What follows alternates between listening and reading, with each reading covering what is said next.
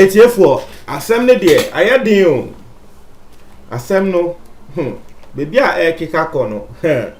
Hey. Now what you more ena me better na ha say. Ena me ka say abronye ekotena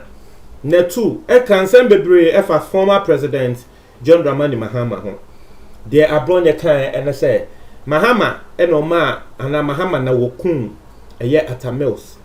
Na Mahama ekun Atamils ewie no anso no ho a Mahama abopa se wono abronye yembra embeku no eno hunti sit matcha wo call ono abronye call ye ewo Kumase.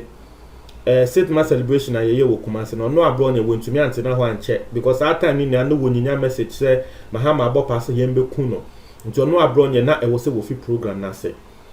na abronye kan nsem we na ewo na tu no mema wati ase say this is not the first time abronye wa kan nsem bi say na eya na Mahama enten fi no but this time around what kan ye ewo na tu no Mahama hu say dabi abronye wa say me din ache e wo say me ma aposifo etwon aso nti Mahama ema ne lawyers no etro enkrata ekoma CID4 say CID4 invite abronye na womo enya investigation na CID4 fan semembra abonten because ono Mahama ni gidi say the abronye dey to ni sunia na yentro nti CID4 investigation the ba abonten say eyentra ono Mahama wo benya ne trade dim na tre say abronye wuntumi enkonkotena radio na TV so embo Mahama say wa bopa say yenkun because CID aye investigation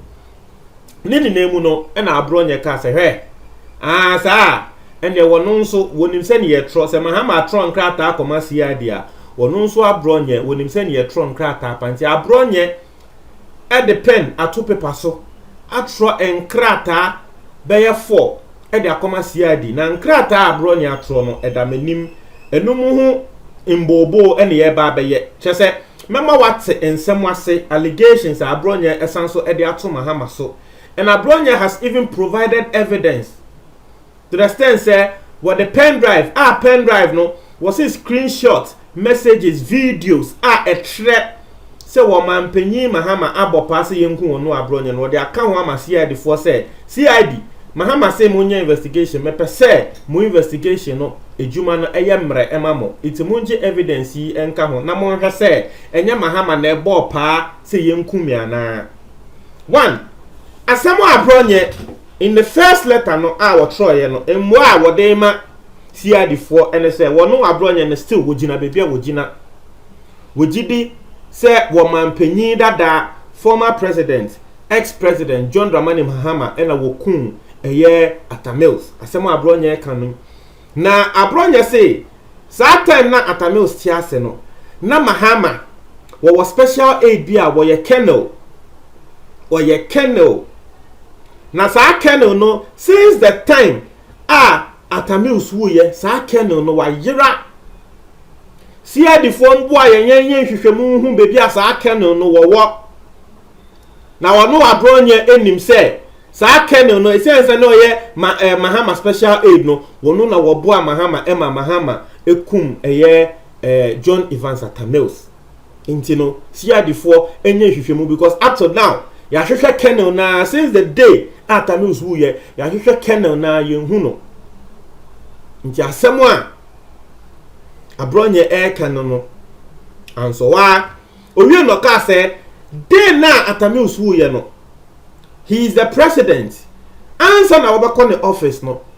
a lot of CCTV cameras ewo ho but that particular day no wuye no CCTV cameras ni nia yedum no nti CID4 nye hwehwemu ni ehu die nti a yedum CCTV cameras no abronye ejidi say sa kenne oye a wayire ya na wo ye Mahama special aid no eyo no na wokoye se ejuma na wo dundum cameras ni because wo nimbone a wo pese wodi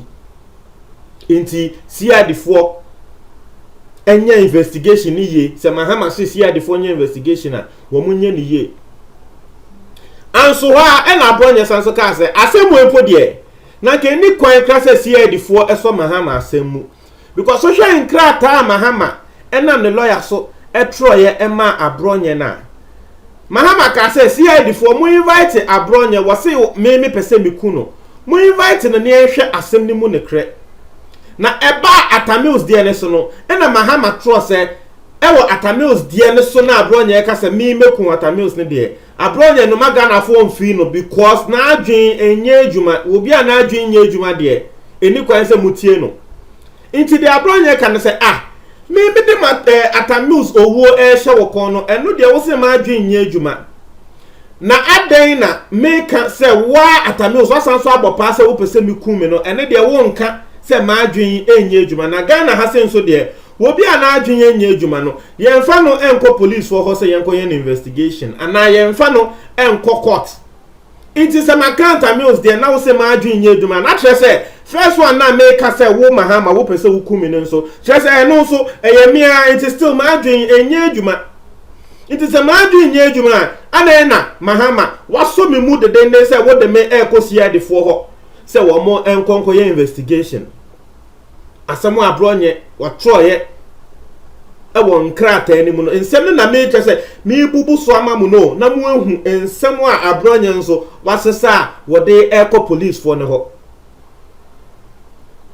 Okay abronye wieye e na wasanso ka say afei wonu wabronya he has proof na denti a walk se Mahama ene ball pa se yenku wonu wabronya no wode nyama ni nina egu pen drive so exhibit nyama ni nina no police force here for ensa eka wonu wabronya nkrata na wo mo hwe videos na wo mo behu na before ebebe no nso so no abronya say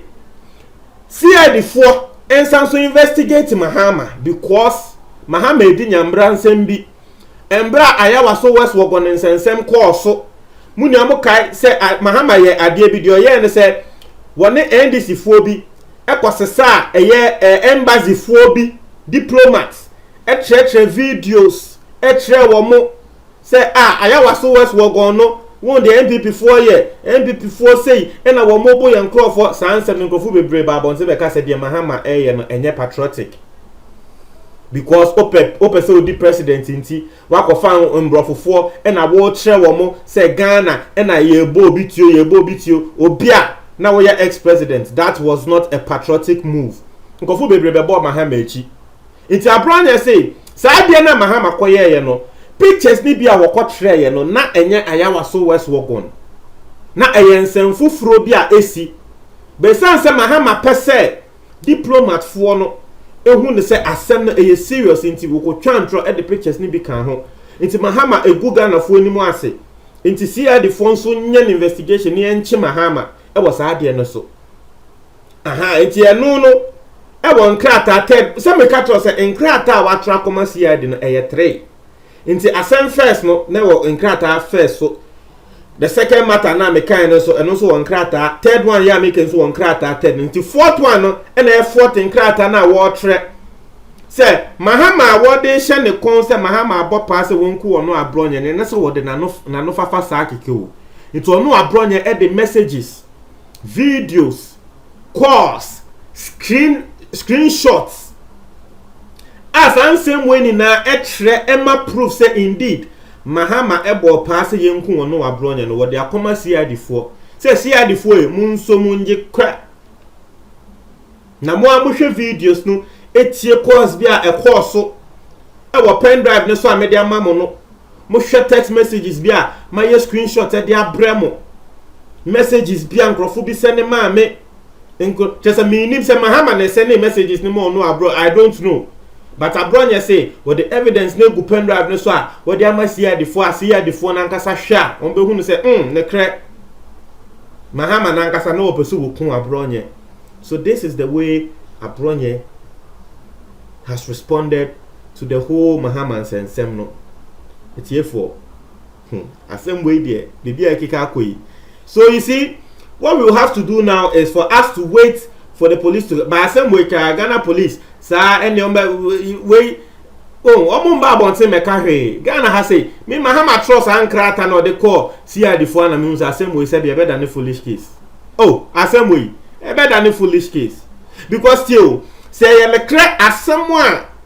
abronye akafa Mahama ho say CID for hu ne say abronye twantra Well, see, I for no babontin fan betuja because we are in an election year. Odi betuja, who go abroad any MPP for any more say. Into mobile undertone. Mahama is also a former president. When they say, and that yes, if you are police in Penyufuana and a police for now womudi and nimno. Wamobile Nkrophobia, they will be associated with the MPP and then they will pay. But still, there will be some Mahama fans in the police because I'm not Mahama also no. Now on also one police one and grow. And so say abroad there what come from Mahama ne ho so e ne kana sia de fo ho a eno so ye de better enfam ba bonten.